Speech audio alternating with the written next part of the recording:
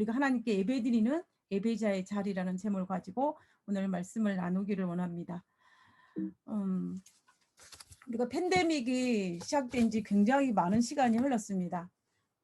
팬데믹이 장기화되면서 제 마음속에 드는, 우리 많은 사람들의 마음속에 드는 염려 중에 하나가, 우리가 예배를 드릴 때 예배자의 자리가 아니라 참여자 아니면 혹은 예배의 방관자의 자리에 설 수 있는 위험에 처해 있다라는 사실입니다. 제일 처음에 코로나 바이러스가 이제 팬데믹으로 인하여 많은 곳에서 예배를 드리지 못하는 상황이 발생했을 때 많은 사람들이 이런 우려를 했습니다. 이 팬데믹이 끝나고 나면은 과연 얼마나 많은 영혼들이, 그리고 또 얼마나 많은 젊은 층들이 교회를 떠날까라는 염려를 했습니다. 실제로 지금 이 나와 있는 모습들에 있는 것처럼 이 예배당에 꽉 차 있던 것이 점점 이래 줄어가는 것이 사실은 오늘 전체적인 흐름이기는 합니다. 그렇지만도 또 다른 바른 한면은 우리가 좀 더 마지막 때가 가까워졌으니 하나님을 더 가까이, 하나님 앞에 충실하게 신앙생활하는 사람들도 의외로 많이 있다는 것이 현실입니다. 그런데 이제는 이 팬데믹이 장기화되면서 온라인 예배로 대처됨으로 말미암아 우리에게 또 다른 염려가 뭐냐면, 우리가 하나님께 드리는 예배를 드릴 때에 예배 드리는 예배자의 자리에 서는 것이 아니라 우리가 예배를 바라보는 방관자나 또 예배를 바라보는 참여자, 그냥 조인하는 그런 자리로 자리매김할 수 있지는 않을까라는 두려움이 사실은 우리의 마음에 드는 것입니다. 우리 요한복음 4장 23절에 있는 말씀을 한번 보도록 하겠습니다. 아버지께 참으로 예배하는 자들은, 하나님께 참으로 예배하는 자들은 신령과 진정으로 예배할 때가 오나니 곧 이때라. 아버지께서는 이렇게 자기에게 예배하는 자들을 찾으시니라. 우리 요한복음 4장 23절에 있는 이 말씀처럼 하나님께서는 신령과 진정으로 예배하는 자들을 찾고 계신다라는 것입니다. 나는 예배를 드릴 때에 예배를 드리는 예배자인지 아니면 예배를 참여하는 자인지를 우리가 한번 생각해 볼 필요가 있습니다. 주님께서 우리를 바라보실 때 하나님의 눈동자는 예배를 드리는 예배자의 위치에 서고 있는 사람들을 찾으신다라는 것입니다. 우리가 예배를 참여한다면 주어진 순서대로 예배 프로그램을 따라가면서 예배를 드릴 수 있습니다. 그리고 우리의 입술과 우리의 마음이 따로 놀 수도 있습니다. 그리고 말씀 앞에 생각이 분산될 수도 있고, 예배를 드리고 있지만은 내가 하나님께 온전히 예배 드리지 못하고 여러 가지 잡다한 생각들이 나를 사로잡을 수가 있습니다. 온라인 예배는 우리로 하여금 예배의 방관자나 참여자로 전락할 수 있게 만드는 많은 유혹들을 가지고 있습니다. 특별히 오늘 우리가 살아가는 이 세대는 점점 더 동시에 한 가지만 하는 그런 세대가 아닙니다. 예를 들면은 우리가 운전을 할 때 운전만 하지 않습니다. 운전을 할 때는 운전도 하고 설교도 같이 듣습니다. 그리고 설거지를 하면서도 저 같은 경우에도 설거지만 하지 않습니다. 무엇인가를 듣고 있습니다. 산책을 하면서도 무엇인가를 듣고 있습니다. 어떻게 보면 좋은 습관이라고 볼 수도 있습니다. 근데 저는 사실 뭔가를 할 때 뭔가 들을 것이 없으면 솔직히 고백하기를 불안한 마음이 들기도 합니다. 그런데 이 습관이 좋은 습관이기도 될 수도 있지만 때로는 안 좋은 습관이 될 수도 있습니다.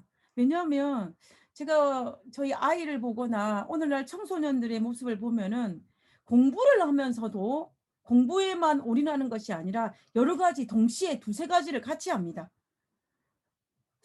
학교 공부를 하면서도 뭔가를 듣고 있습니다. 그렇지만 우리는 동시에 이런 세대에 살아가고 있는데, 우리가 아무리 그렇게 한다 할지라도 한 가지에 집중하는 것보다 훨씬 더 이해력이 떨어지는 것은 당연합니다. 그럼에도 불구하고, 그것을 알매도 불구하고 우리는 오늘날 우리가 살아가는 세대에는 점점 더 한 가지에 집중하기보다는 뭔가에 또 다른 하나를 같이 하고 싶은 유혹에 빠지는 세대가 오늘 우리가 살아가고 있는 이 세대라는 것입니다. 특별히 이 팬데믹으로 말미암아 온라인 예배로 대체됨으로 말미암아 이 예배조차도 우리가 방관자의 자리나 이렇게 설 수 있는 많은 유혹들이 있는 것이 사실입니다. 그런데 근데 문제는 뭐냐면 하나님께서 하나님의 두 눈을 뜨시고 찾으시는 거는 뭐냐면 마음을 다해서 하나님께 예배드리는 자를 찾고 계신다라는 것입니다. 저는 오늘 이 시간에 그 성소 건축에 출애굽기와 레위기서에 있는 이 성소 건축에 있는 이 모습을 통하여서 그리고 성소 봉사하는 이 모습을 통하여서 하나님께서 우리가 하나님 말씀을 어떻게 대해야 할지 그리고 우리가 어떤 마음의 자세로 어떤 태도를 가지고 하나님께 예배를 드려야 할지에 대해서 한번 생각해 보는 시간을 가졌으면 좋겠습니다. 먼저 출애굽기 36장 1절에 있는 말씀입니다. 먼저 성소 건축에 있는 모습을 통하여서 하나님께서 우리를 통하여서 하나님 말씀을 어떻게 대해야 될지를 한번 살펴보는 시간을 가졌으면 좋겠습니다. 이 36장 1절 부사렐과 오홀리압과 및 마음이 지혜로운 사람 곧 여호와께서 지혜와 총명을 부어사 성소에 쓸 모든 일을 할 줄 알게 하심을 입은 자들은 여호와의 무릇 명하신 대로 할 것이니라. 지금 이 출애굽 36장 1절은 하나님께서 성소 건축에 대한 대원칙을 제시한 것입니다. 대원칙을 제시하는 것인데 이 하나님께서 모세를 통하여서 성소 건축에 대한 모든 것들을 말씀을 하셨습니다. 그리고 모세는 누구에게? 부사렐과 오홀리압에게 이 모든 것을 말씀하셨습니다. 이 유다 지파 출신이었던 이 부사렐과 그리고 단 지파 출신이었던 이 오홀리압을 중심으로 하여서 그들을 이 두 사람을 돕는 마음이 지혜로운 사람 이들과 함께 성전 건축을 하는데 이, 이 성경에 있는 말씀을 보면 여호와께서 지혜와 총명을 부으사 그들이 가진 것이 아니라 하나님께서 그들에게 지혜와 총명을 주신 것입니다. 그리고 성소에 쓸 모든 일을 할 줄 아는 하심을 입은 자들이 여호와께서 무릇 명하신 대로 하나님께서 말씀대로 할 것이니라. 이것이 성소 건축의 대원칙인 것을 볼 수가 있습니다. 그래서 하나님은 이 모든 성소 건축에 관련된 모든 것들을 모세에게 말씀하셨고 또 모세는 누구에게? 부사렐과 오홀리압에게 말씀하심으로 말미암아 이 성전 건축이 하나님께서 명하신 그 원칙대로 진행되었음을 알 수가 있습니다. 그리고 성소 건축이 마치고 난 다음에 출애굽기 39장 43절에 보면 모세가 그 피란 여기서 필요한다는 것은 성소 건축이 모든 것이 마쳤다는 것입니다.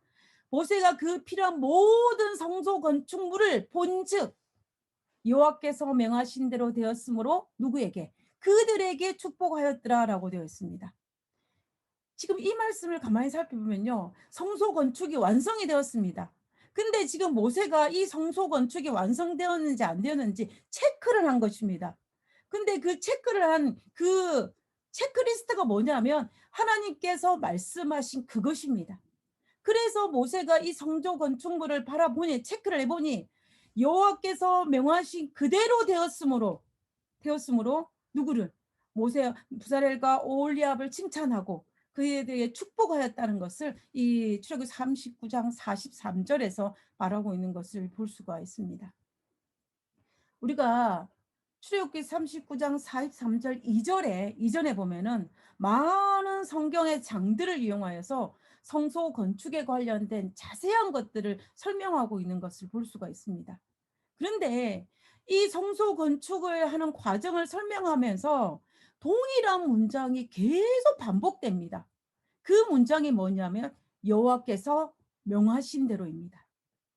모세는 이 출애굽기를 기록하면서 그 동일한 문장을 반복해 사용하고 있습니다.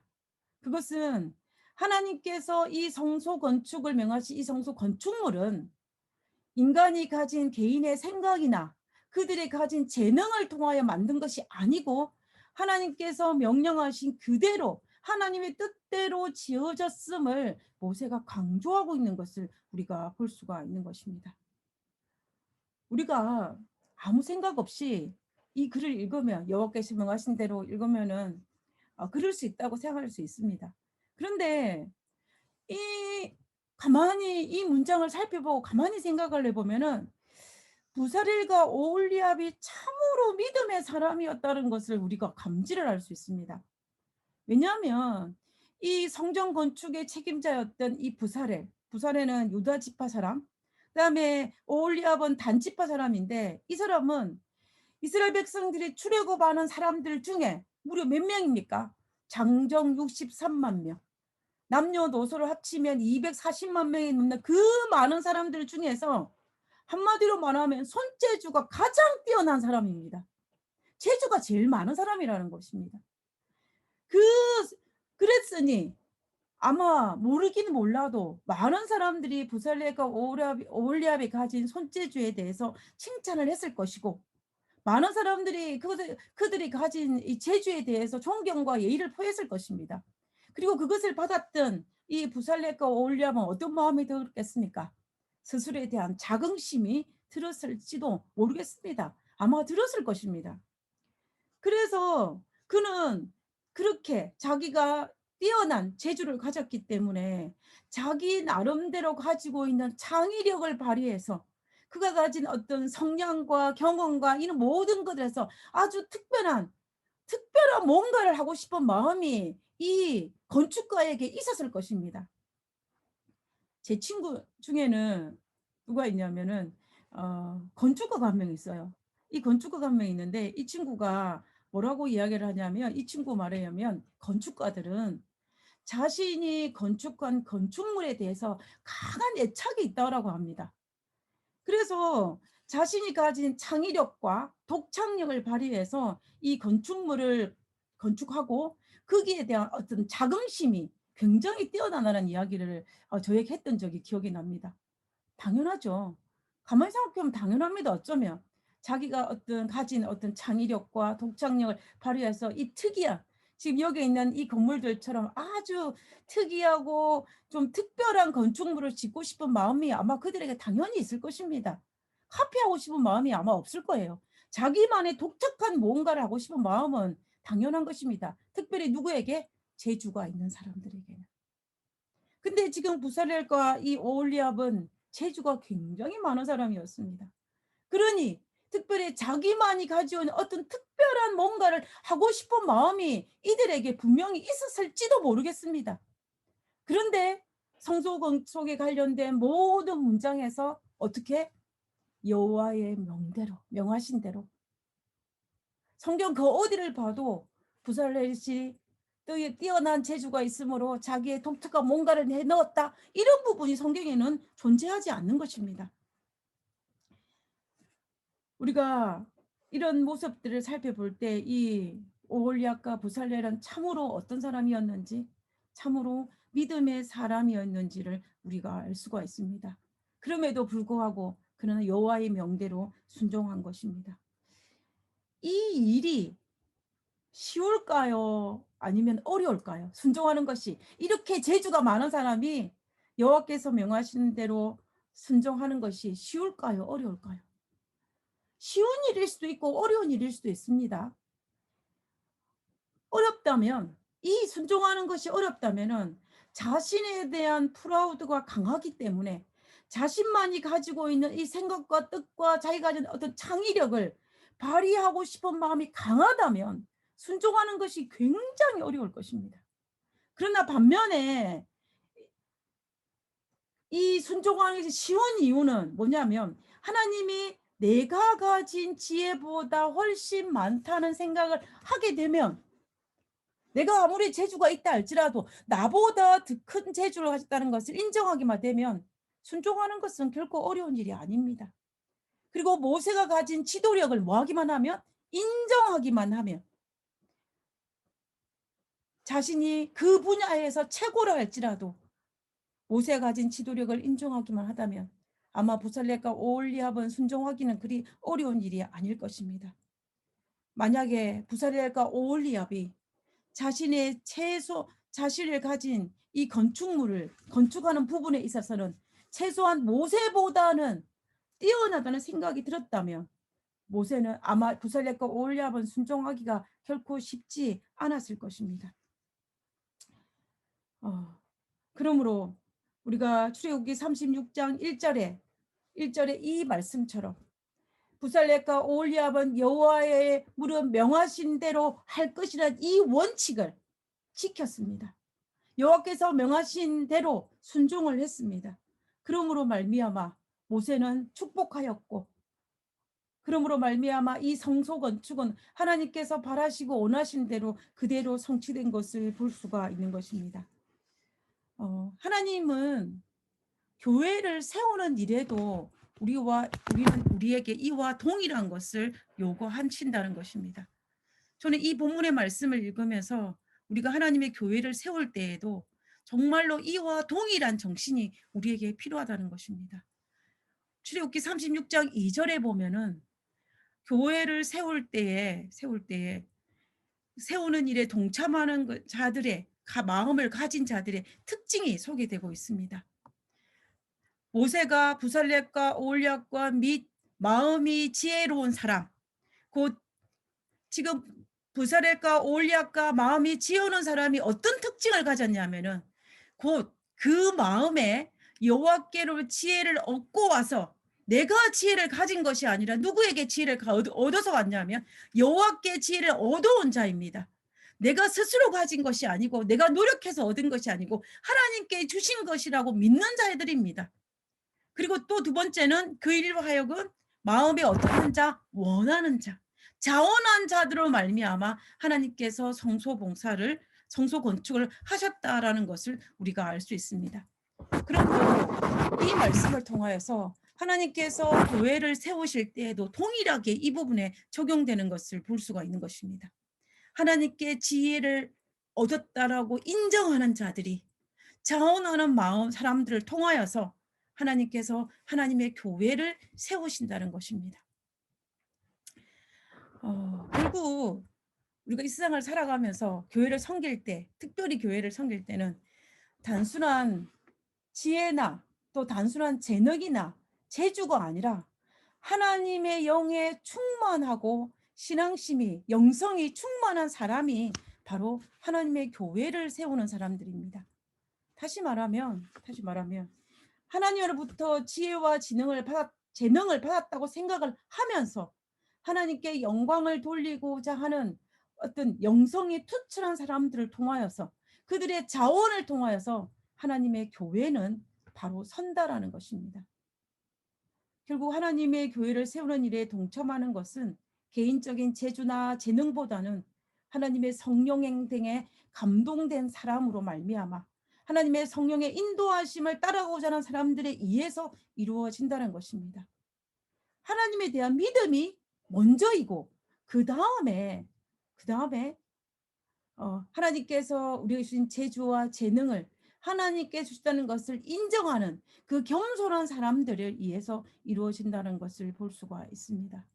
물론 재주도 있고 믿음도 있으면 정말 금상첨화입니다. 그러나 재주나 재능보다도 우선시되어야 될 것이 뭐냐면 신앙이라는 것입니다. 우리가 교회 생활을 해보면 특별히 이런 경험들을 참 많이 할 때가 있습니다. 재주와 재능은 단기간에는 가능케 할지 모르지만 그러나 장기전으로 하나님의 일을 할 때는 재주와 재능보다 훨씬 더 정말 더 중요한 것은 바로 하나님에 대한 간절한 믿음이라는 것을 우리가 알 수가 있습니다. 자, 그러면 우리가 이 부분에서 왜 하나님은 우리의 개인적인 성향을 무시하는 것처럼 보이면서 순종을 요구하시는 것일까요? 보통 우리가 한국 교육은 순종을 강조하고 미국 교육은 창의적인 것을 강조하지 않습니까? 이제 점점 한국 교육도 이 순종보다는 창의적인 경향으로 넘어가는 경향이 있습니다. 그리고 어떤 답습하는 것 그런 것보다는 창의적을 발휘하는 것이 좀 더 좋은 교육이라고는 그러한 방향으로 넘어가고 있는데요. 그러나 유독 성경의 가르침만은 철저한 신앙에 대한 순종을 가르치고 있습니다. 왜 그럴까요?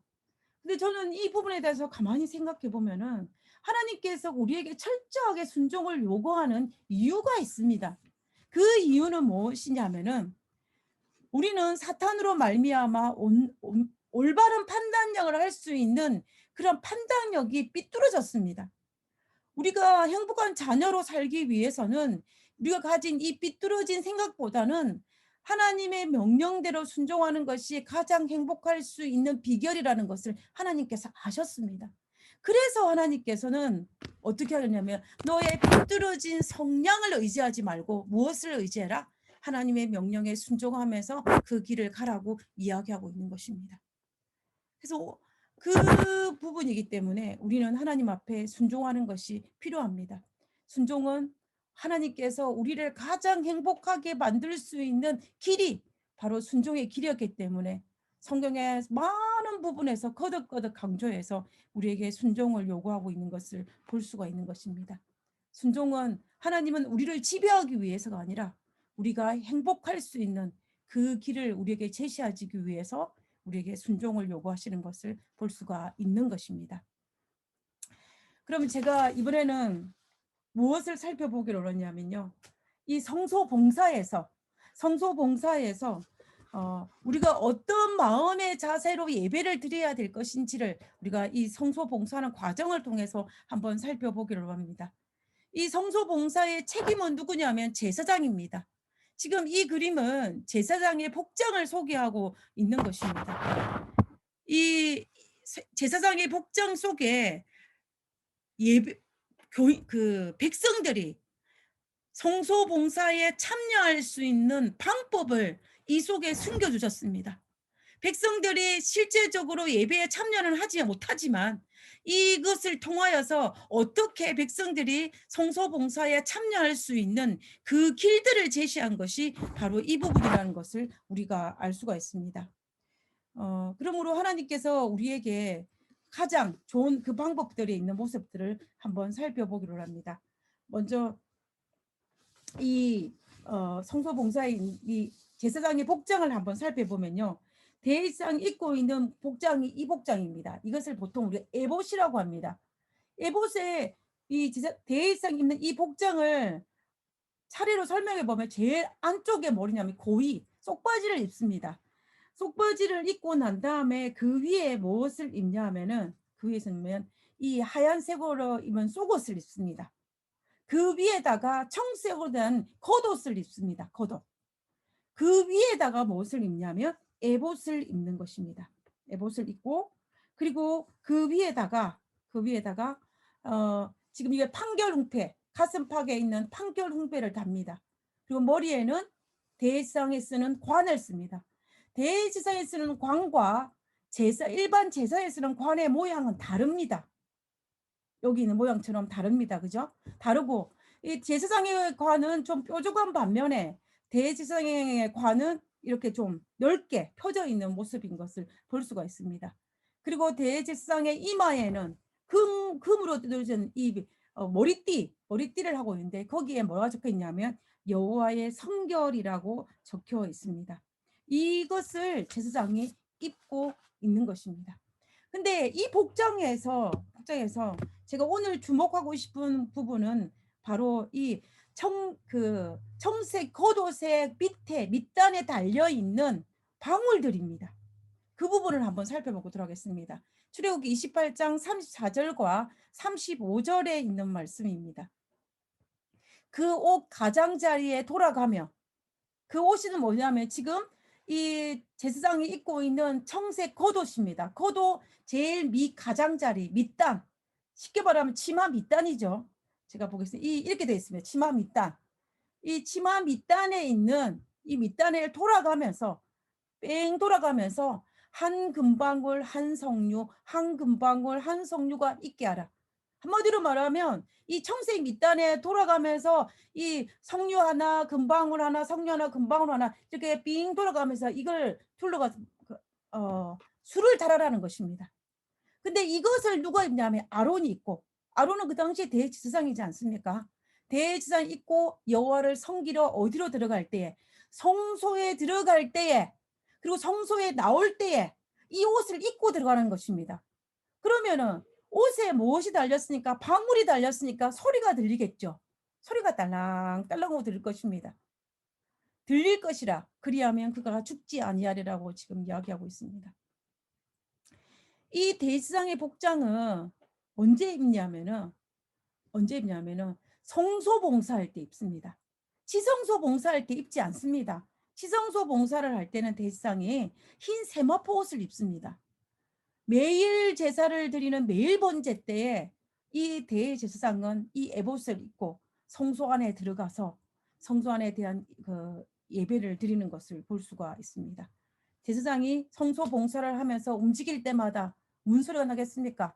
방울 끝에 달린 이 방울에서 소리가 딸랑딸랑하고 소리가 들리는 것입니다. 이 소리는 누가 들어요? 제사장이 듣습니다. 그리고 이 성소 바깥에 있는 자기를 대신하여서 하나님께 제물을 드리는 성소 봉사를 하는 백성들이 이 소리를 듣습니다. 이 소리는 제사장도 듣고 백성들도 듣고 다 들을 수 있는 소리입니다. 그리고 성소를 봉사를 할 때 시끄러운 잡음이 들리지 않습니다. 아주 조용한 가운데 이것이 아주 엄숙한 가운데 진행되고 있기 때문에 이 딸랑딸랑하는 소리가 백성들의 귀에도 성소 바깥에 있는 백성들의 귀에도 들릴 수밖에 없는 것입니다. 이 제사장은 이스라엘 백성들을 대표하는 사람들입니다. 그러면 이 소리가 딸랑딸랑 소리가 나면은 하나님과 이스라엘 백성들의 관계가 온전하고 그리고 하나님과 그 백성들 사이의 관계도 화평하다는 것을 의미합니다. 그리고 이 방울 소리가 들리면은 대제사장이 성소 안에서 성소 봉사를 아주 무사히 잘 그 사역을 감당하고 있다라는 소리입니다. 그런데 만약에 이 딸랑딸랑하는 소리가 들리지 않으면은 어떤 상황이 발생하냐면은 하나님과 이스라엘 백성들 사이에 무슨 문제가 발생했다는 것입니다.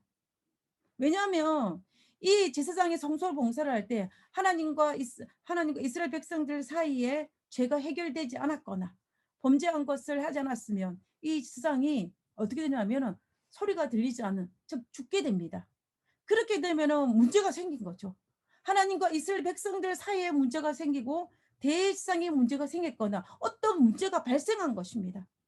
그러니 성소 바깥에 있는 누가 이스라엘 백성들의 귀가 자연적으로 어디에 집중을 하겠습니까?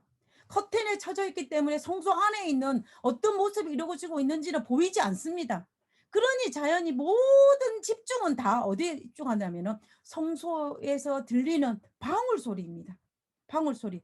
방울 소리를 들으면서 그 소리에 집중하면서 이 대상이 지금 어떤 예배를 드리고 있는지, 지금 분향단 앞에 있는지 아니면은 떡상 앞에 있는지 촛대 앞에 있는지를 상상을 하는 것입니다. 그 소리를 따라서 어떻게 되겠습니까? 그 소리를 따라서 이 제사장의 동선을 마음속으로 그리며 하나님 앞에 자기를 다듬는 것입니다. 우리가 재림교회 주석에 보면은 이 방울 소리를 따라서 이스라엘 백성들은 그들의 생각과 기도로서 제사장을 따라 성소 예배에 동참한다라고 기록하고 있습니다.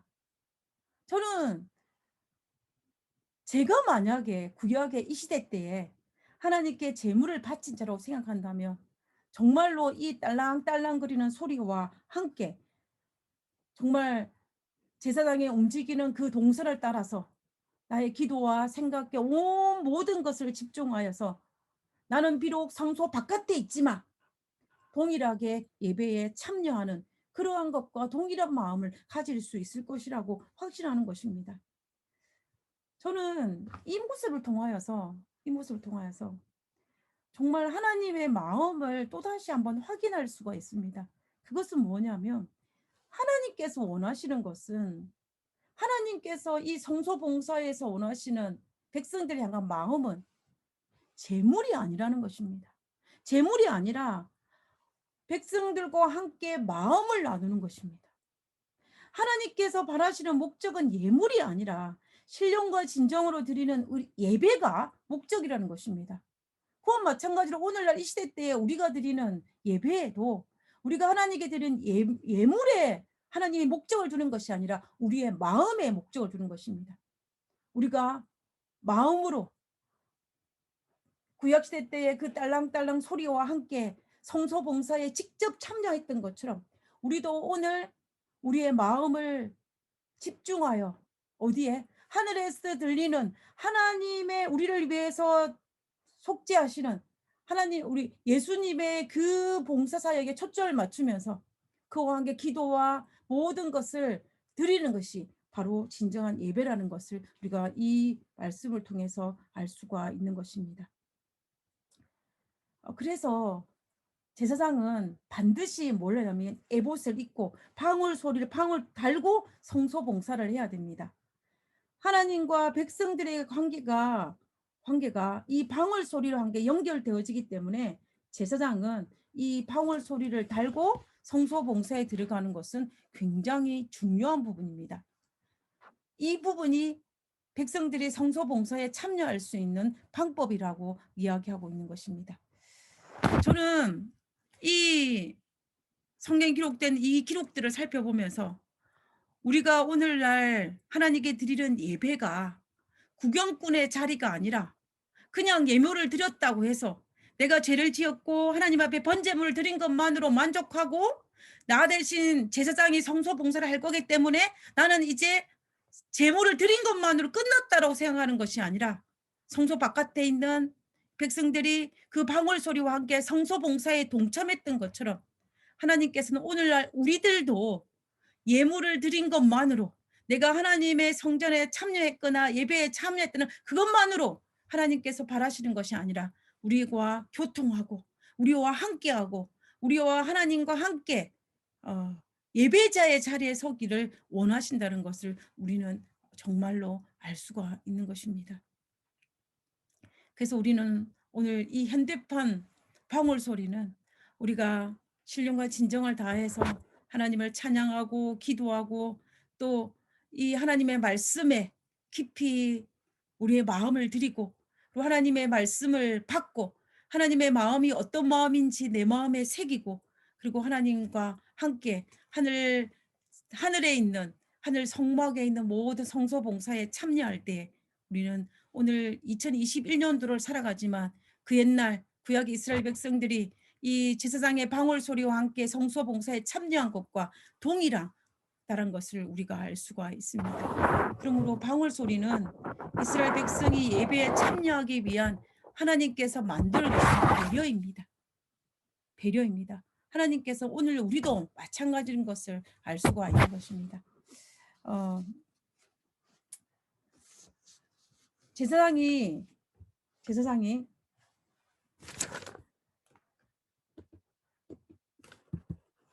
제사장이 성소에 들어갈 때 반드시 방울을 달고 들어가야 됩니다. 창세기 28장 35절에 보면 출애굽기입니다. 아론이 입고 여호와를 섬기러 성소에 들어갈 때와 성소에서 나갈 때 그 소리를 들릴 것이라. 그리하면 그가 죽지 아니하리라. 그 말은 다른 말로 하면은 성소에 들어갈 때 대제사장이 방울을 달지 않고 들어가면 죽는다는 것입니다. 이 말의 의미를 우리가 깊이 생각할 필요가 있습니다. 만약에 제사장이 방울을 달지 않고 성소에 들어가면 죽는다. 그렇다면 오늘날의 제사장이 오늘날의 예배를 집도하는 사람들이 오늘날의 목회자들이 하나님의 성령의 경험 없이 백성들과 상관없이 예배를 드린다면 그에 대한 대가는 죽음이라는 것입니다. 그러므로 얼마나 막중한 무거운 것을 우리가 알 수가 있는 것입니다. 백성은 예배를 참여하고 제사장은 방울을 달고 들어가서 예배와 하늘과 하나님과 백성을 연결시키는 것이 바로 예배라는 것입니다. 그러므로 예배는 단순히 성경의 어떤 지식을 아는 것이 아니라 하나님을 만나는 것이고 하나님과 교통하는 것이고 하나님과 함께하는 것입니다. 그러므로 예배는 예배자의 자리에 서야지 방관자나 구경꾼의 자리에 설 수 없다라는 것입니다. 유럽에 위치한 어떤 시골 마을에 마을 전체가 보이는 그 언덕 위에 교회가 하나 있습니다. 이 교회에는 많은 등불의 집이라는 이름을 가진 교회입니다. 이 교회가 아주 아름다운 교회가 하나 있는데 이 교회의 특징은 뭐냐면 이 교회 안에는 불을 밝힐 수 있는 등불이 없습니다. 교회 특징이. 한마디로 말하면 건물은 있는데 오늘날 현대판에 의하면 그 전기불이 없는 것입니다. 그래서 이 건물, 이 교회 안에는 불을 밝힐 수 있는 그 어떤 것도 없는 것이 이 교회의 특징입니다. 그 이유가 뭐냐면 이 교회가 400년 전에 지어졌다고 하는데요. 이 예배당을 지은 사람은 그 당시에 공작, 귀족 출신이었던 공작이었습니다. 이 공작에게는 딸이 몇 명이었냐면 10명의 딸이 있었습니다. 10명의 딸이 있었는데 이 딸이 자기를 보면서 이 딸이 딸을 보면 굉장히 딸을 노는 모습을 좋아했습니다. 그래서 이 딸들이 정원에서 노는 모습들, 집안 여기저기에서 노는 모습들을 바라보는 것이 이 공작에게는 굉장히 큰 축복이었고 기쁨이었습니다. 그런데 이제 딸들이 성장하면서 한 명씩 한 명씩 시집을 가기 시작한 것입니다. 그러니까는 이 자기에게 그렇게 위로를 많이 줘 딸들이 한 명씩 한 명씩 시집을 이제 가고 그 자리가 비니까는 이 공작의 마음속에 너무 공허가 찾아온 것입니다. 그 사람들이 이 공작을 위로해 줄 때마다 그 공작이 이렇게 말을 했습니다. 집안에 딸들이 각자 자기의 제각기 자기의 자리가 있는데 한 딸이 시집을 가면 그 자리가 비니까 집안이 너무 어둡고 쓸쓸하다고 고백을 하는 것입니다. 근데 이제 딸들이 시집을 갔는데 크리스마스가 되면 딸들이 다 집으로 돌아왔습니다. 그러면 이제 딸들이 집으로 돌아와서 잔치를 베풀고 하니까는 어떻게 겠습니까? 이 공작이 굉장히 기쁜 것입니다. 10명의 딸들 다 왔으니까. 그런데 어느 딸 중에 한 명이 먼 나라의 그 왕비로 시집을 갔습니다. 그게 너무 멀리 갔기 때문에 이 10명 중에 한 명이 크리스마스 시즌이 되어도 집에를 못 오는 것입니다. 그러니까는 이제 이 한 명이 오지 못하니까 9명은 왔는데 한 명은 오지 못했는데 그럼에도 불구하고 이 공작의 마음이 공허한 것입니다. 그래서 이제 이 공작은 그걸 기쁘게 하기 위해서 딸들이 악사를 부르고 아름다운 음악을 하면서 아버지를 위로했지만 아버지는 그 아름다운 노래 소리를 해도 그 비어있는 그 딸의 자리를 대신하지 못했습니다. 이제 나이가 많이 들자 이 공작이 후세에 남길 만한 무엇인가를 만들어야 되겠다고 생각을 했습니다. 그래서 그때 만들었던 것이 뭐냐면 이 교회였습니다. 이곳에 하나님의 교회를 세워서 많은 사람들이 예배를 통해서 위로를 얻게 해주기 위해서 이 교회를 세운 것입니다. 이제 교회가 완성되고 난 다음에 딸들을 초대하여서 딸들에게 이 교회 건물을 보여줬습니다. 교회 건물은 너무나 아름다웠고 그리고 교회 내부에도 정말로 아름다운 장식들을 했습니다. 조각품과 또 생유리와 여러 가지 아름다운 것들을 해서 이 건물을 아주 아름답게 만들었습니다. 이 건물을 한참 동안 구경하던 딸 중에 한 명이 아버지에게 질문을 했습니다. 아버지. 그런데 이 교회 안에는 등불이 없다고. 등불은 도대체 어디 있냐고 질문을 한 것입니다. 교회 안에는 등불이 없었습니다. 이 이야기를 들은 이제 아버지 공작은 미소를 띠면서 설명을 했습니다. 딸들아, 그것은 아버지의 계획이란다. 등불을 이 예배당 안에는 등불을 거는 데도 없고 등불이 없단다. 왜냐하면 교회당에 예배 드리러 오는 사람들이 제각기 자기 등불을 들고 오도록 만들었기 때문이야. 마을 사람들에게 각자 나누어 줄 노새 등을 하나 만들어 다 나누어 줬는데 그 사람들이 교회당에 올 때 예배당에 올 때 그 노새 등의 등불을 켜 가지고 교회 안으로 들어와야 된다라고 이야기하는 것입니다. 그러면 그러면서 인제 이 공작이 정한 시간이 되면 예배 시간이 되면 하나님의 자녀들이 흩어져 있다가 예배 시간이 되면은 예배를 드리기 위해서 각자 자기 집에 있는 노새 등에 불을 켜 가지고 예배당 안으로 들어와서 자기가 맡은 어느 한 구석을 어둡고 쓸쓸한 구석을 환히 밝히는 것으로 만들었다라고 지금 설명을 했습니다. 이 공작은 어쩌면 하나님 아버지의 마음을 참으로 잘 이해한 것 같습니다. 하나님에게 있어서는 하나님의 자녀들이 차지하는 각자의 자리가 있습니다. 다른 어떤 것과도 대신할 수 없는, 대체할 수 없는, 그들만이 각자만이 가질 수 있는, 그들만이 채울 수 있는 공간입니다. 이 이야기는, 그로 말미암아 이 교회는 400년이 지난 동안 이 노새 등불은 아버지에게서 아들로, 또 어머니에게 딸에게서 이어져 오면서 그 노새 등불은 각 집마다 고이 간직되었고, 그러므로 말미암아 교회 안에는 등불은 없지만 여전히 예배 참석하는 사람들이 무엇을 가져오므로 이 등불을 가져와 가지고 예배당에 어두운 자기에게 주어진 자기 공간을 밝힘으로 말미암아 그 교회가 환하게 밝혀졌다는 것입니다. 아무리 많은 사람들이 교회에 온다 할지라도 내가 밝힐 수 있는 그 공간은 누구만이 채울 수 있냐면 나만이 채울 수 있는 것입니다. 하나님은 우리 각자에게 자기 자신만이 밝힐 수 있는 등불이 있습니다. 그래서 그 등불을 가지고 하나님의 교회를 밝히기를 원하셨고 하나님의 마음을 밝히기를 원하셨다는 것입니다. 우리는 그 누구보다도 채울 수 없는 그 공간이 하나님의 마음속에 있던 것입니다. 그 공간을 채우기 위해서 하나님께서는 우리를 부르신다는 것입니다. 아무리 9명의 딸들이 이 아버지에게 잘해 주어도 먼 나라의 시간 오지 못하는 이 다른 한 명의 이 딸의 빈자리는 채울 수 없는 것처럼 하나님께서는 다른 그 어떤 것과도 대신하여 채울 수 없는 나 자신만이 채울 수 있는 하나님의 빈 공간이 있습니다. 그 빈 공간을 채울 수 있는 사람은 바로 누구냐면 바로 나 자신이라는 것입니다. 그것을 어떻게 채울 수 있냐? 바로 예배자의 자리를 설 때에 우리가 채울 수 있다라는 것입니다. 그러므로 우리가 하나님의 교회를 세우는데 동참하기 위해서는 절대적인 하나님의 순종이 필요하고, 그리고 하나님께서 우리를 향한 사랑과 함께하기를 원하는 마음을 이해함으로 율법을 지키며 성령의 음성에 귀를 기울여 예배에 동참함으로 말미암아 하나님의 교회를 세우고 예배를 회복할 수 있을 것입니다. 만약 우리가 예배를 회복하기 위해 예배의 구경꾼의 자리에 서서 성령의 음성에 귀를 기울이지 않는다면 우리의 예배는 하나님과 상관없는 예배가 될 것이고 하나님의 빈자리는, 빈 공간은 채워지지 않은 상태로 있을 것입니다. 우리가 사무엘 하에 보면 다윗이 아비나답에 있던 법궤를 예루살렘에 옮겨오는 사건이 있습니다.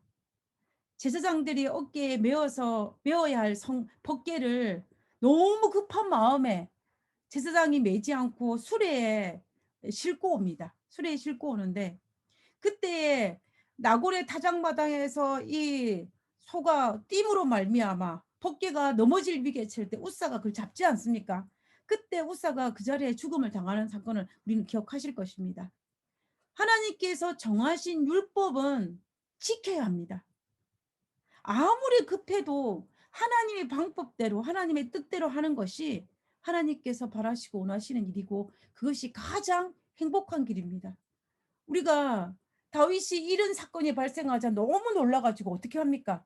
법궤를 예루살렘 성전에 가져오기를 두려워합니다.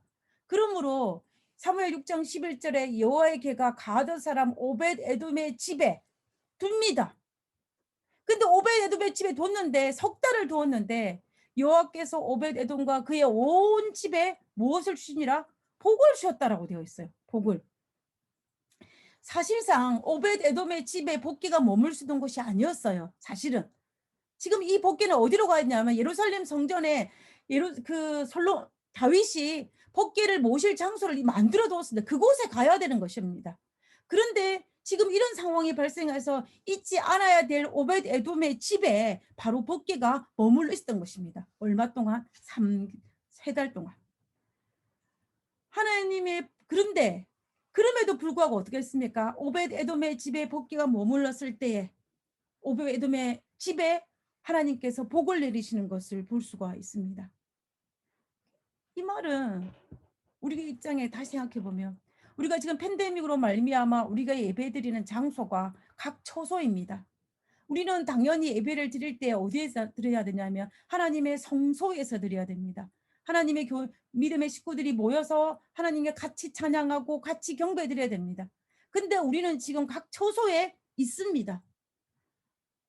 그러나 그럴지라도 하나님께서 잊지 않아야 될 오벳에돔의 집에 복궤가 안치되었을 때 그 오벳에돔의 신령과 진정으로 이 복궤를 하나님 앞에 모시고 있을 때에 그의 집에 복이 내렸던 것처럼 우리가 지금 팬데믹으로 말미암아 우리의 처소에서 우리의 가정에서 예배를 드린다 할지라도 우리가 정말로 이 예배 드리는 데 있어서 방관자의 자리가 아니라 참여자의 자리가 아니라 예배 드리는 자의 자리에 선다면 하나님께서는 오벳에돔의 집에 내린 그 축복이 오늘 우리가 처해 있는 우리의 가정에서 우리의 집에서 하나님께서 동일한 복을 허락하여 주신다는 것입니다. 그러므로 오늘 팬데믹으로 인하여 우리가 비록 교회가 아닌 이 가정에서 예배 드린다 할지라도 우리는 정말 최선을 다하여서 방관자의 자리가 아니라 참여자의 자리가 아니라 예배자의 자리로 설 때에 하나님께서 놀라운 축복을 우리에게 허락하여 주실 것이고 그로 말미암아 우리는 하나님과 점점 더 아무리 사탄이 우리가 성전에서 예배드리는 것을 방해한다 할지라도 우리는 하나님과 함께하는 놀라운 축복을 경험할 수 있을 것입니다. 모두 각 처소에서 정말 오벳에돔의 집에 내린 그 축복을 우리 모든 믿음의 성도님들의 가정에 동일하게 허락하여 주었기를 간구하며 오늘 말씀을 마치도록 하겠습니다. 우리 찬미가 624장을 찬양하시고 오늘 예배를 마치도록 하겠습니다.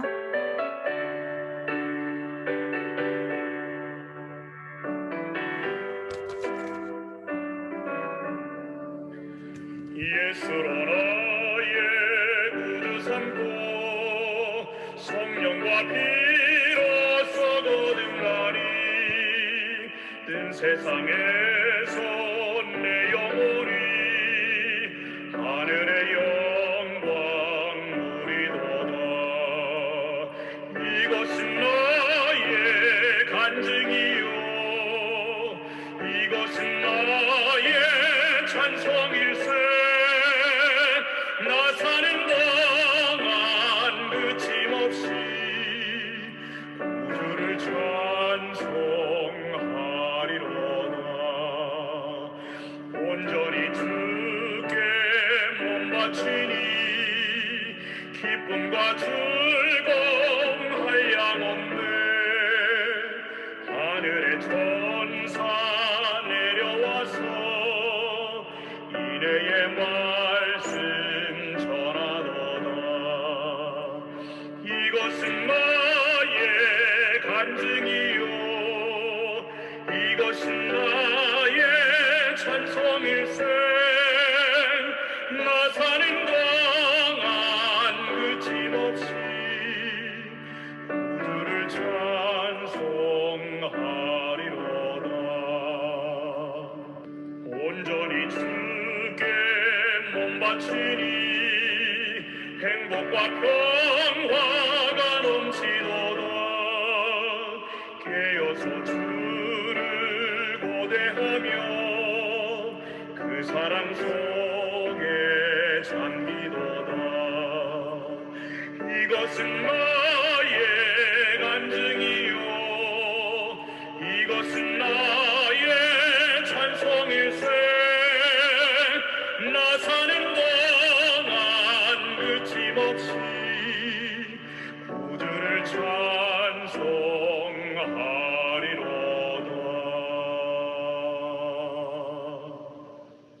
하늘에 계신 저희들의 아버지, 우리가 있는 곳에서 하나님을 경배합니다. 하나님, 우리의 처소에서 하나님을 예배합니다.